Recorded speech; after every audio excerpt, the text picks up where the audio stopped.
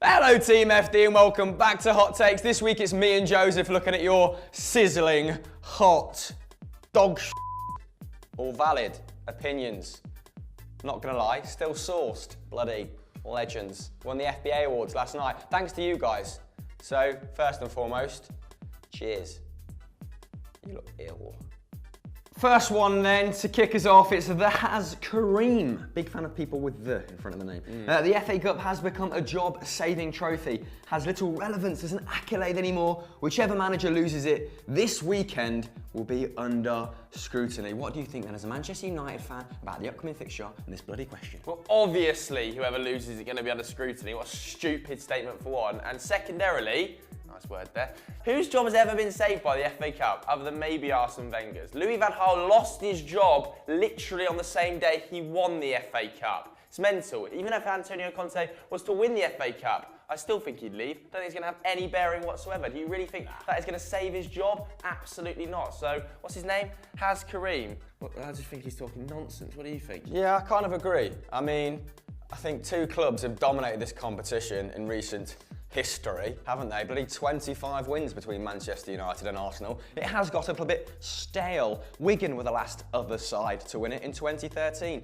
Tottenham had the next highest amount. They last won it in 1991. And I remember Di Matteo, I think he won the FA Cup with Chelsea, beating Liverpool 2-1 in the final. And then he was sacked in November that year. Exactly, but you know, according to Has Kareem, it really does keep you in a job. So, got to disagree with this one. well done, Has.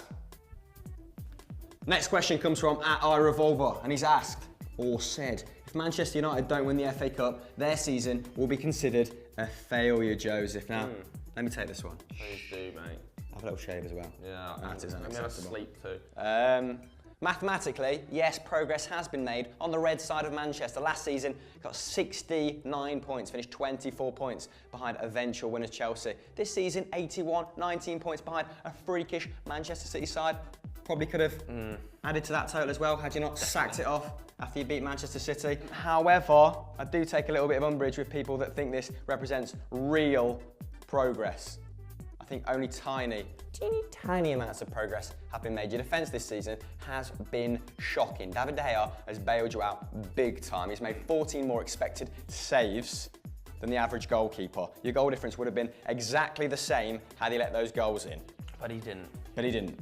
You're right, he's pretty darn good. And I, for one, don't mind a team being overly reliant on one player, but bloody hell, get Dave some help. Like you said in previous answers, Jose's career is kind of defined by trophies and not the football he played. Continues to play. Didn't go without a trophy from 2003 to 2012. So, serial winner. I'm sure he'll want to finish the season with a trophy. I think he has to, because there is rumblings, murmurs of discontent with the Manchester United fans. Yeah, there are, but that's mainly down to the way we play football. I think we've definitely made progress as a team this season, but not necessarily in the style Manchester United fans want to see. Jose is obviously going to bring you trophies, 2 in his first season, potential for a 3rd. Now we're in the FA Cup final as well. And we have made progress in the league. We've been really good against all of the top 6 sides this season. Jose has a fantastic record in 17-18 against everyone. So I think we have made progress, but not in a stylistic sense. That is a big problem for Manchester United fans. And also, for f***ing sake, please sign a decent centre-half to partner Bailly. Just get Alderweireld through the door. Because our defence, Smalling, Jones, Lindelof, Rojo, Blind, Darmian, what? Mate, Alderweireld and Bailly, they've got like half a knee between them. Ah, well, we'll pair them together and then we'll just, Bailey. Frankenstein them. Is that a thing? By the Veld. Kieran, make that on screen. Make by the Veld. Next hot take comes from Malachi Moses, and he said, Wigan's FA Cup is the most impressive of any in history. Now, it was a weird competition when they won it that year, wasn't it? I don't think either team had particularly hard routes to the final, apart from Manchester City, who played Chelsea in the semi, where Demba Ba scored. Wigan, on the way to the final, played Bournemouth, Macclesfield, Huddersfield, who weren't in the Premier League then, Everton and Millwall. Wow. Jermaine Beckford up top in that Huddersfield team. Wigan actually had some useful players. McCarthy, MacArthur, Sean Maloney. Oh, Maloney used to have a ping on him. Diminutive. Everywhere. It's scampered. Although they did have players like Gary Caldwell. Not so good. I think he might be right. I think this might be a valid hot take. Wigan won the FA Cup when they finished in what? 17th?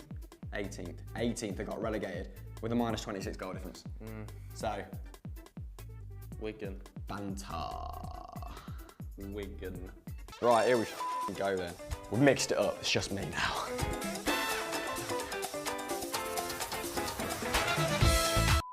Shine Innocent has sent us this. Antonio Conte is just a mediocre manager who won the Premier League with a world-class squad. One season wonder. What are you talking about? This is the first time in 5 seasons he hasn't won a domestic trophy. The league was the word I was looking for. You absolute moron. This is a guy who reinvented a Juventus side that finished 7th this season before he arrived. 7th, 24 points off AC Milan. He bought players like Matri in his first season and still turned them into f***ing title winners. He laid the foundation for the dominance we're currently seeing. Did all the bloody legwork for Allegri, didn't he? Pun intended. Mixing it up now, different sort of flavour of question. Sebastian at SebMall1 has asked us, Henrik Larsson was better than Zlatan in his peak. He's not asked us, he's made a statement. I like that, I like your confidence, and I agree, at least to an extent. Early Henrik Larsson was much better than early Zlatan Ibrahimovic. Larsson's highest return at Feyenoord while he was playing as a winger was 16 goals in a season. It took Ibra 10 years to match that or surpass it in the league. 10. One of them was in the Swedish second division. Oh, but Henrik Larsson was playing in a weaker league. 7 of those first 10 years were spent in Sweden and at Ajax. The Eredivisie is just the SPFL with clogs and windmills. But it has to be said, both men are excellent from ages 30 to 33. Larsson's peak season was 53 goals in 51 appearances when he won the Golden Boot. Ibra did that at PSG, then he also scored 50 goals in a season. But it's got to be said, from the ages of 33 to 36, Zlatan is somewhat of a freak and deserves an awful lot of credit for the condition of his body, Adonis, and the numbers he put up. How about this for a serving of fried dog? Ishan Mohan has tweeted me, John Babb is really overrated. You, sir, are a mug. All right? I can't even think of anything more original to say other than that is offensive on every single level. That man is my biological father. Wrap your head around that. No, he is Zach's dad though. He calls him daddy as well. What? Weird. Joe. First one from Jason Davis. Jason Lee is his handle. So, which one is it? Make your mind up about your name. The FA Cup is only considered a major trophy or competition when Man U get to the final. Utter nonsense. Every single time a club gets to the final, they think it's a big competition, and when they're not in the final, they say, oh, it's a small competition, it's really gone down, and it's not as good as it once was in recent history. Pathetic. Next one comes from Free Kickers Curls. Smalling and Jones should be starting centre-backs for the World Cup. Well, to start with, Smalling's not even on the plane, so that's not going to happen. Secondarily, they're an absolute disaster when paired together. I feel like I've already said secondarily once, so dictionary corner today. But nevertheless, they cannot pass the ball out from the back. Chris Smalling, when he passes the ball to his right and opens his body up, looks like he's having an anaphylactic attack. Am I allowed to say that? Is that when he gets stung by a bee? I hope so, because his body's just contorting. It's very strange.